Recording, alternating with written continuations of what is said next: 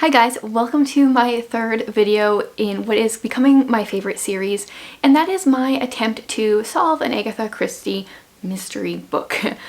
So I have done two attempts at this. My first one was inspired by Emmy, and then I just had so much fun with it. I decided that the year of 2022, I'm going to be doing one of these every single month. So I'm going to be announcing the book ahead of time, probably on my, well, definitely on my YouTube community tab, but probably also in my newsletter, which I have linked below.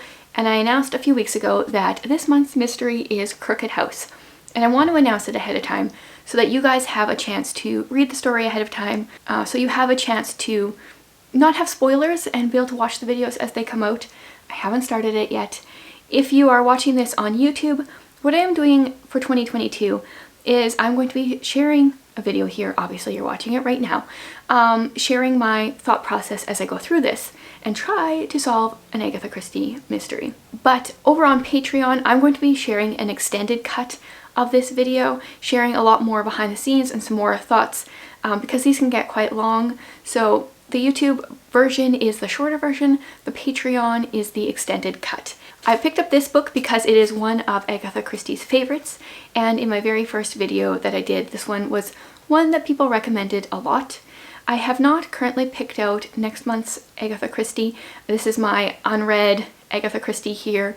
You guys can maybe let me know if there's a book there that sounds interesting to you that you think we could do for next month. Yeah, so we are going to be trying to solve Crooked House. And like I mentioned in my last video, I actually personally, while I'm having a blast trying to solve these mysteries, it is a better book to me if I can't solve it.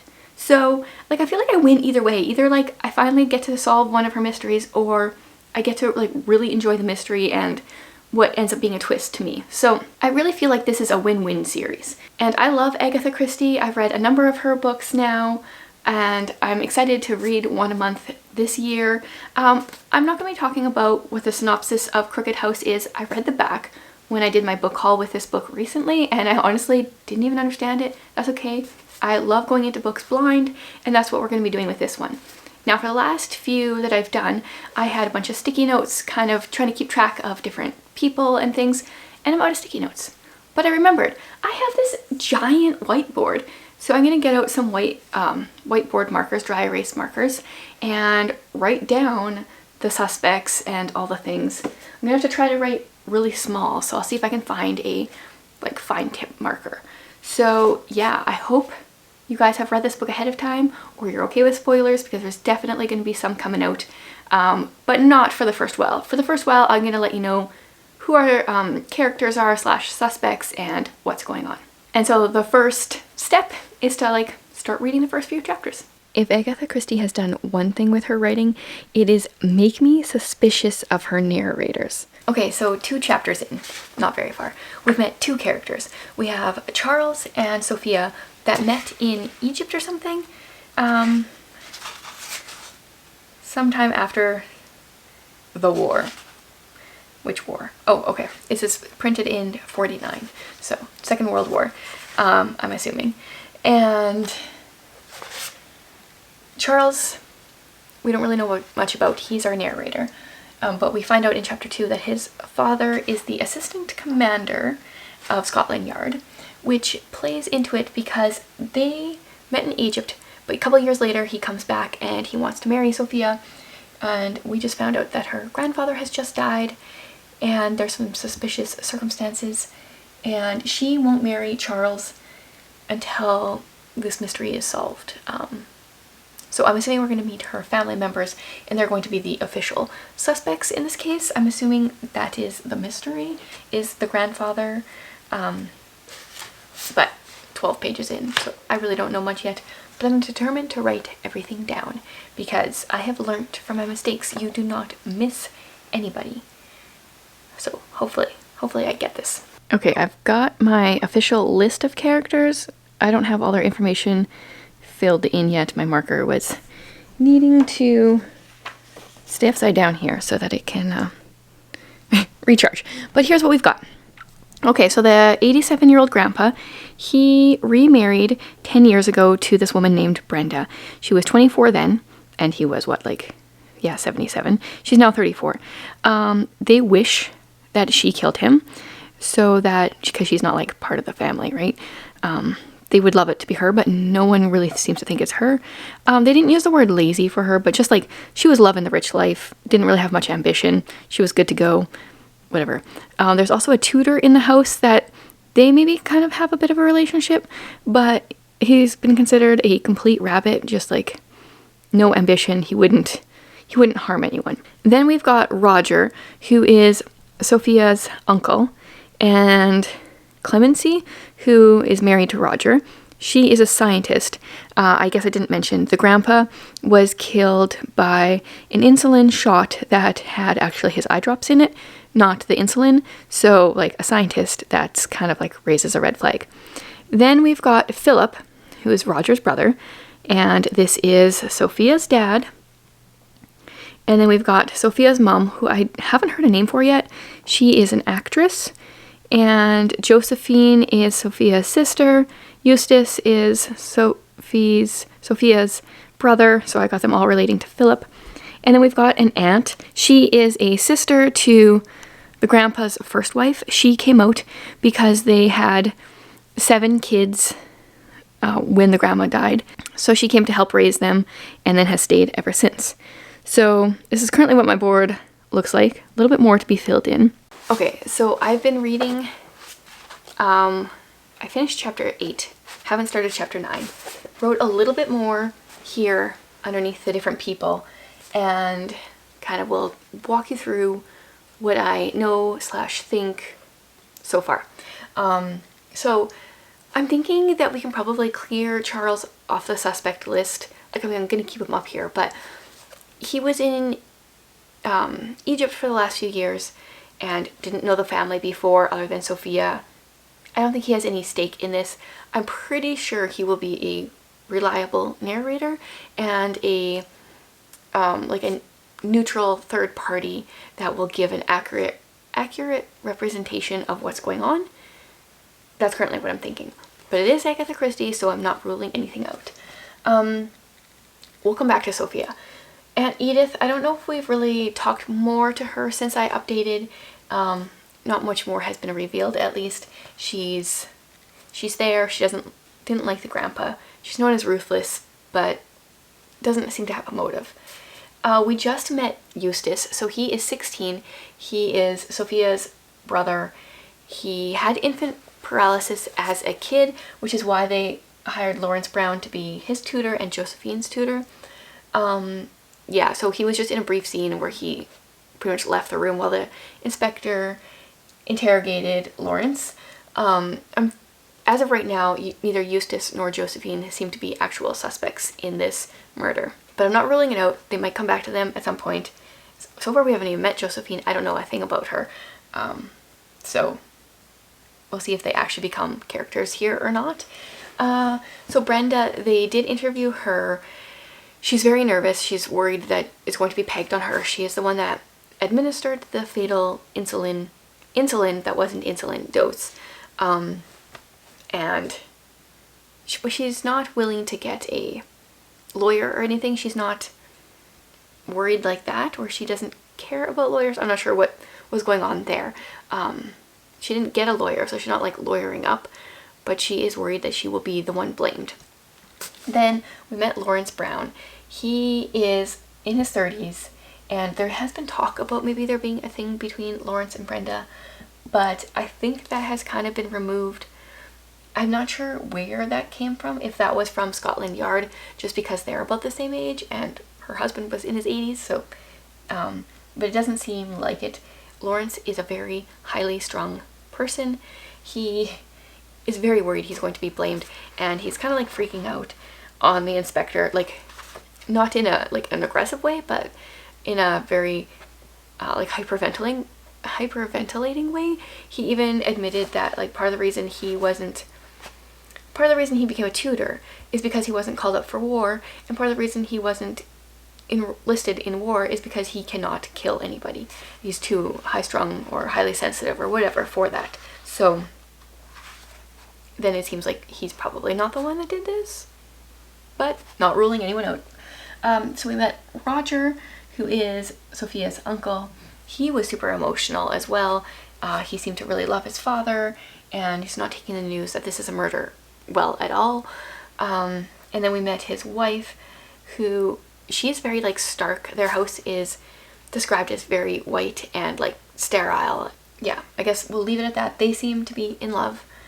They don't have any kids, so no one else from their family is in the home.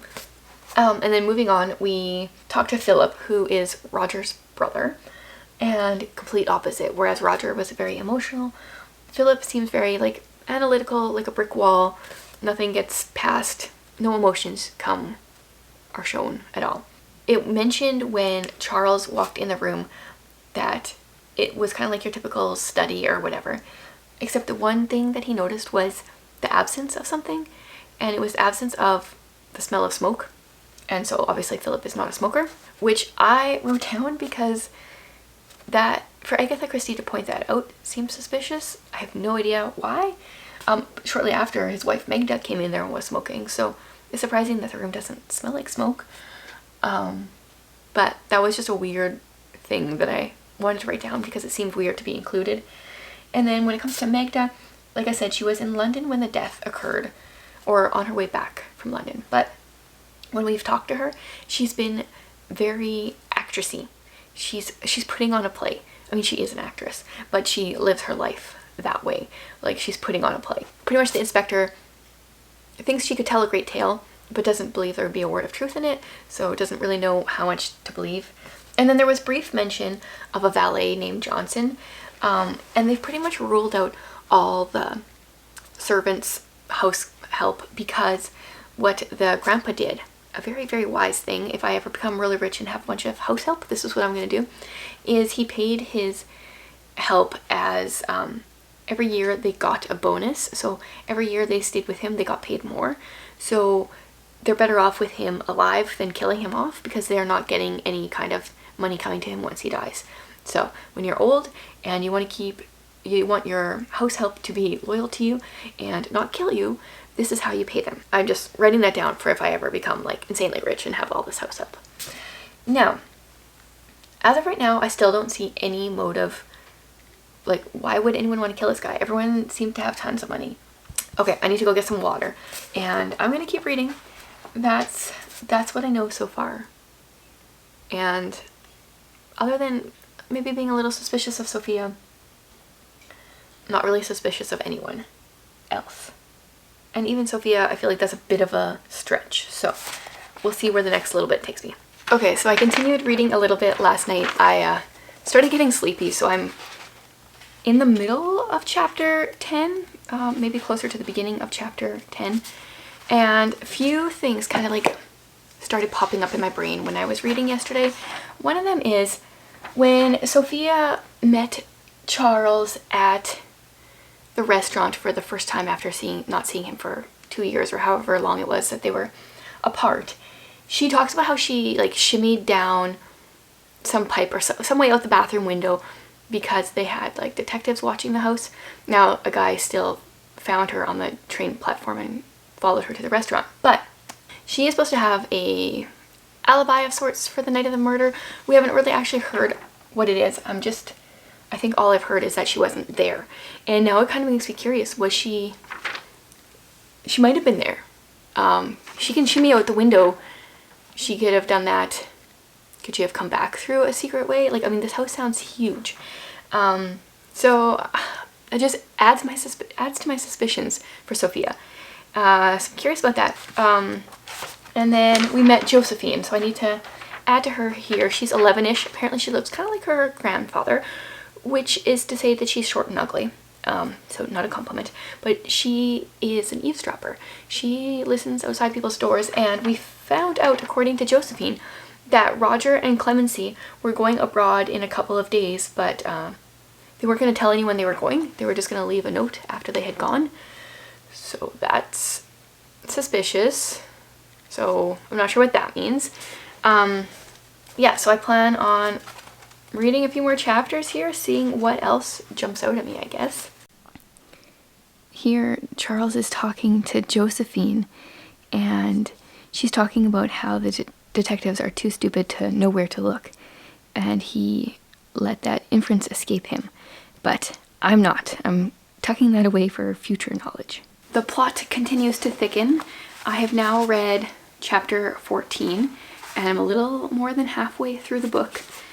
Some things that I wrote down as I was reading. There was a whole interview with Roger and Clemency to kind of see why they were trying to leave the country. It turns out he pretty much has terrible business sense, and the entire business that was left or given to him a few years ago is pretty much just bankrupt now. And so he was embarrassed / kind of also relieved because he doesn't really like business. So their plan was to go live in the Bahamas, and that seems suspicious. But it turns out that like neither him nor his wife wanted the money. They were actually happier when the idea of it being gone. According to Josephine, we are just not looking in the right places. So I'm not sure where there are things that we're not aware of yet. It's just like, I wish I could go search the house and like look in different places, follow my clues, and see what I could find. According to Josephine, Lawrence and Brenda wrote / write love letters to each other. She knows where to look. Apparently the inspectors are too stupid to look. They just look in desk drawers and that kind of thing. But then I had a moment where I was like, wait a minute, was it Josephine? Because Charles was inquiring to Sophia, like, who had the knowledge of how that these eye drops would be so potent as to kill him? And it turns out Josephine had asked that question at supper recently about the eye drops, so everyone there knew the potency. And then I was just starting to wonder about this girl. She seems very smart, suspicious. She has a notebook filled with information. I want to get my hands on that notebook because I think there might be some really good stuff in there.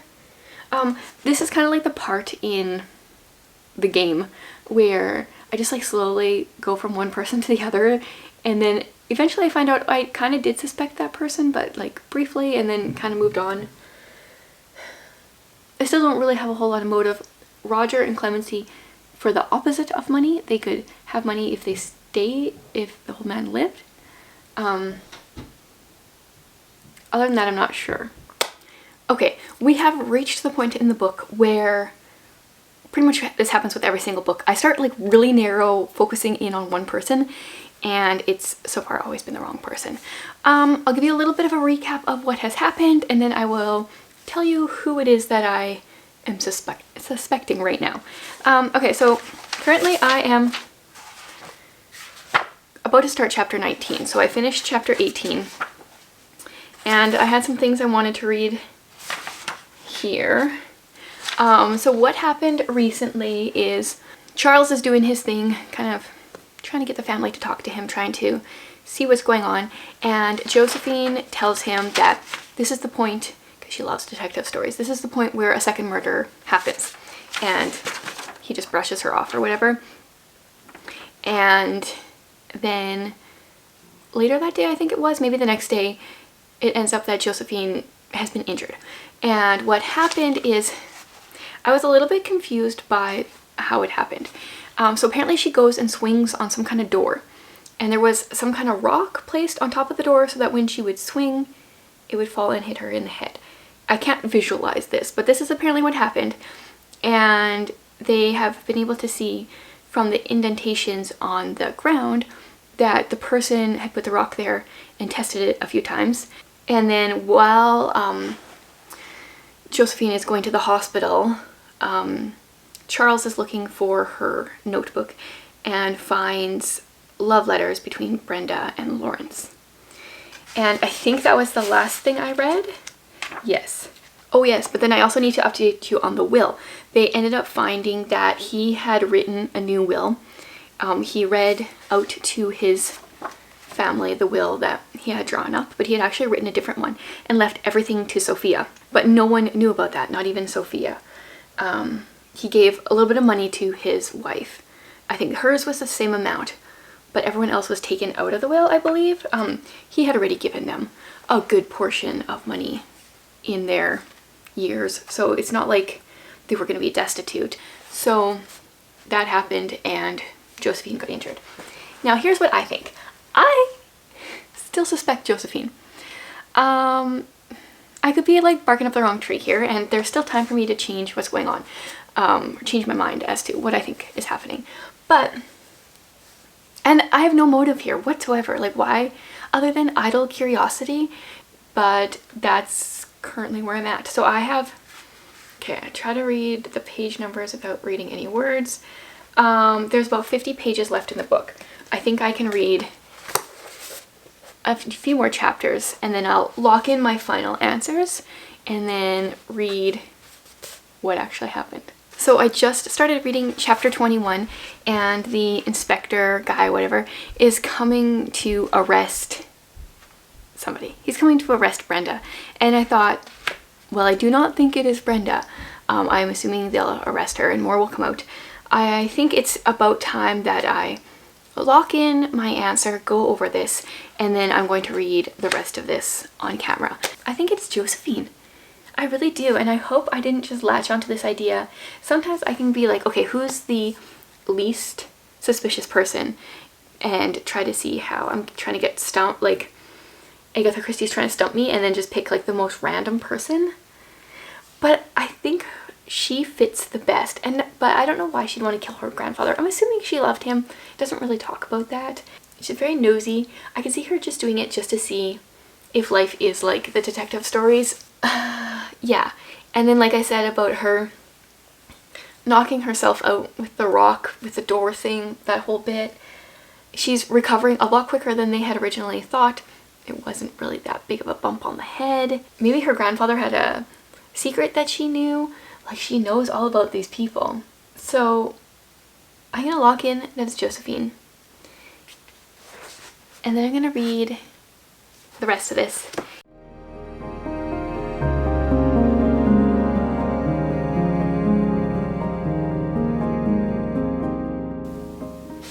And Edith has taken Josephine out for ice cream, and it's apparently a cold day.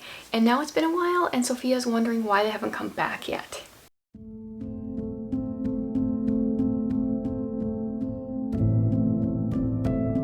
Okay, so they found the car. The occupants are dead, so Josephine and Aunt Edith are dead. Okay, apparently Edith left some letters. My expectation is that this will be opened after my death. I wish to enter into no details, but I accept full responsibility for the deaths of my brother-in-law and nanny. Hereby solemnly declare that Brenda and Lawrence are innocent. She says she was gonna die in a few months anyway, and she wishes to take this way out and spare 2 innocent people the ordeal of being charged with a murder they did not commit. But why did she take Josephine with her? This doesn't make any sense. I figured it out. It was Josephine. There was another envelope and it had Josephine's little black notebook.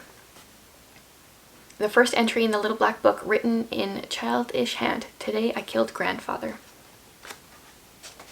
I actually solved an Agatha Christie. Are you kidding me?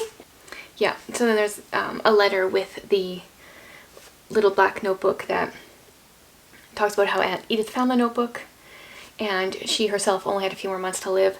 She doesn't, she says, "The action I am about to take may be right or wrong. I do not know. I do not want the child to suffer, as I believe she would suffer if called to earthly account for what she has done. If I am wrong, God forgive me, but I did it out of love." I solved it. I'm a bit surprised myself. There's not much to say about how it ends. I mean, Sophia and Charles are gonna get married now. I'm a little sad that it's, you know, like this young girl, but I am happy that I finally figured it out.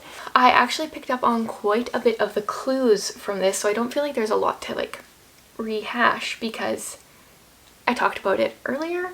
So Josephine just wanted to get her way. She was very self-centered and she just decided to kill everybody that got in her way. She tried to hurt herself to draw suspicion away from herself, but also at the same time cause excitement. She liked to be the center of attention. And then her plan was, when she was an old lady, to send the notebook to the police and they could realize what a brilliant criminal she was. I'm glad that it wasn't Sophia.